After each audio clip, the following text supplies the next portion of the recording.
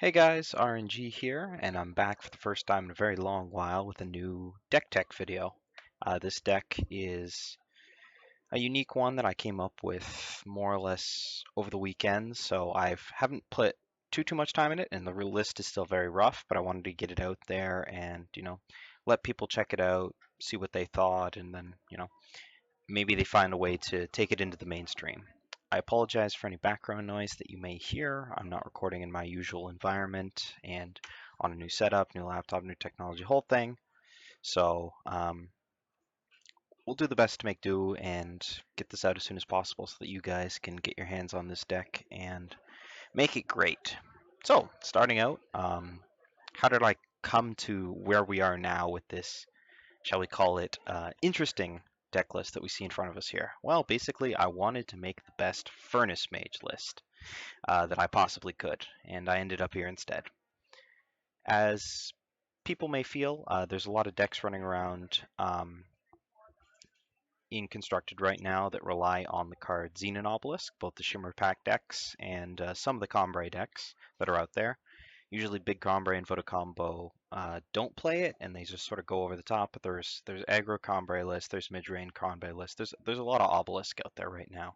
So I felt like being able to have access to Furnace Mage would be a very good boon in this metagame, and something that I really wanted to aim for. So first, I sat down and said, what's the best Furnace Mage shell? And of course, I thought traditional armory, because I am who I am and I like what I like. And I do think that is the best shell because you can tutor for it. You only need a single copy. You can bring it back with stash, and it's very powerful. When you do draw it against the Obelisk desk, and it's not terrible otherwise. There's also a lot of permafrost running around, which it's good against. But the problem is that armory itself is very, very bad against the kind of decks that Furnace Mage is good against. Um, Specifically the Obelisk desk, because Shimmer Pack just totally owns Armory's game plan, and Combray is always an uphill battle, so I didn't think that that was a good starting point. So I started putting together a deck with Furnace Mage and Statuary Maiden, and I was about halfway through, and I was like, I'm just building another Stonescar mid-range deck. Stonescar mid-range is not gonna, surprise Shimmer Pack players, and it's not gonna beat Combray, and I don't think that that's where it wanted to be. So then I came up with the third card that really sort of pulled this deck together, where we're going to pretend it pulled it together instead of stretching it in weird directions. And I decided that what I really wanted to play was Harsh Rule. So we've now got our 3-card core of Furnace Mage, Statuary Maiden, and Harsh Rule, um, which are in 3 different colors, and some of them require double influence. And we are just going to tell ourselves that that's okay and build out the rest of the deck. So what we ended up going with was a gift list, um, which meant that we needed to make a lot of sacrifices in order to make the power base remotely playable. Gift, of course, now costs triple shadow instead of single shadow influence, which means that this deck was going to be shadow based, not the traditional, Fire Justice splash shadow decks that we're used to out of something like traditional armory or the Ikaria black decks where your high end is Ikaria. There is no Ikaria here. I do not recommend you play Azindel's Gift and Ikaria in the same deck, as the power fixing is just not there to make that happen. But what we did come up with was a pretty cool combination that sort of enables this and gives us a little bit of fixing, which is Privilege of Rank. Privilege of Rank is a card that you play it and you draw 2 Justice Sigils from your deck. It's seeing a bit more play straight now in the Voto Combo decks, where they just want to get, a big mass of Sigils, and they get a huge advantage if you play this with Votocon out and stuff. But it's usually been relegated to sort of a cheating role where you discard it and get its effect. And that's what we actually have in this deck. Now, you wouldn't think that in an ordinary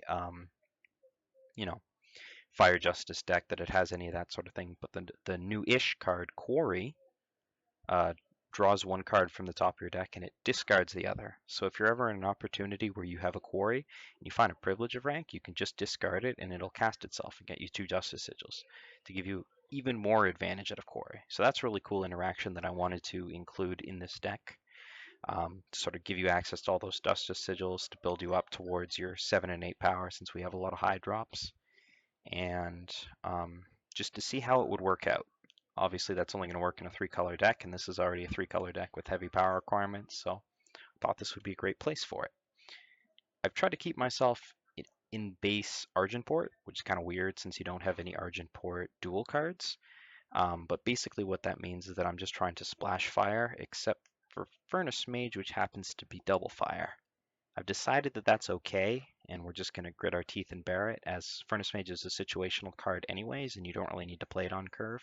So it would be like splashing a double fire card in the 6 or 7 drop slot, which you're generally going to be able to find the 2 fire influence by then. The rest of the deck is just sort of trying to make all these things that I had the ideas for happen.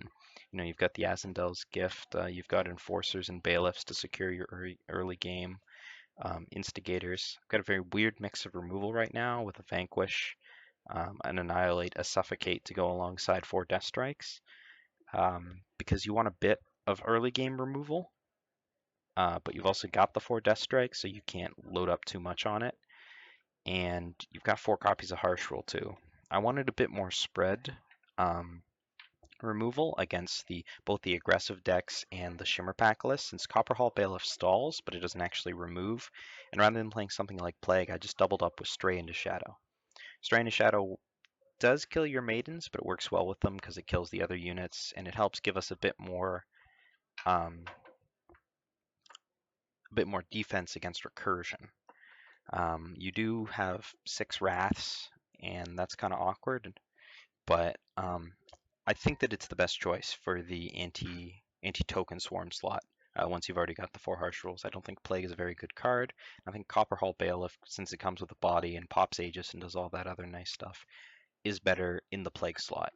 The problem is it doesn't combo with Maiden and deal with them permanently, hence Stray. The rest of this deck, I've got Instigators just because they're the best 2-drop, and I wanted some early defense. It eats the torches, pulls them away from your 3 drops and 4 drops and stuff, and just generally it puts pressure on when you're removing all their things. It's the best offensive and defensive 2-drop, I think. So I like to play it in a lot of my control decks, even though a lot of players would play something else in the slot. I'm not sure what else you would play. The rest of this deck, or the last couple cards, are kind of weird. I'm playing 2 Jekk. I didn't like a lot of the other 6 drops that were available. There's probably one that's better in here in this slot, but he does silence and stun an enemy unit, so he gives me a bit more silence. He's a big guy, 6/4 quick draw, so he attacks through a lot of stuff, and he's only single fire, so he's a reasonable splash. We'll have to see how he plays out. Rolant's Honor Guard is a draft all-star, but you don't see a lot of him in Constructed. I played with Shadowlands Ambusher in the slot for like 10, 12 games and drew it a bunch and played it a bunch and could not have been less impressed. It never won the game. It never like set me up for a cool stash because it doesn't work on weapons. I think if it worked on weapons, I'd be all for it in this deck. But you know, it never really made the impact that I was hoping for, even with the fast speed and the beating Akari and stuff. So I've swapped it out. I picked Rolant's Honor Guard because this deck really does have the issue of running out of health. There's no armor gain, there's no Throne Warden, nothing like that. I decided that since I was specifically targeting Combray, Umbran Reapers probably weren't the way to go, because it's either going to get permafrosted or silenced, or you know, somebody else is going to run their own Steward or Maiden or something. It's just not a reliable way to get health anymore. So Rolant's Honor Guard is what I'm trying in that slot. Hasn't been around too long. Don't know how it's worked out yet, but we'll have to see how it goes. And then the final card up at the top is Sword of the Sky King. It gives us 1 actual weapon in the deck for Smuggler stash, and a whole bunch of armor, and just a removal spell that always sticks around. So, we're playing 27 power with 3 privilege rank, 4 seek power searchers, so a pretty good power base. But we are playing a bunch of high drops. Now the weird omissions that we got to talk about. We're not playing any torches at all. Torch is not at its best. You're already playing a billion removal spells, and we're trying to go as light on the fire splash as possible. Quarry is just too good to play in decks like this, and it also has that privilege of rank synergy. So no torch.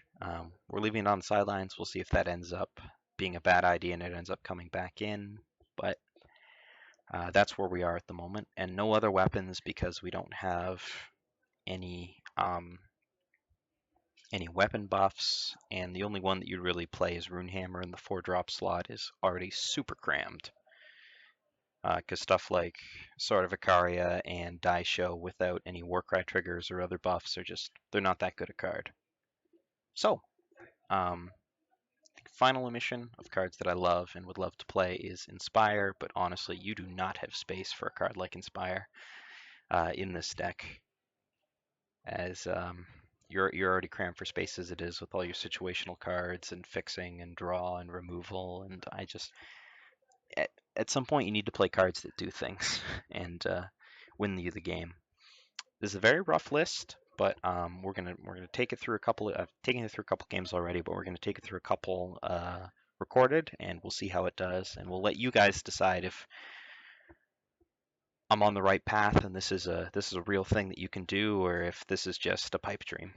So I'll see you guys back in the next video.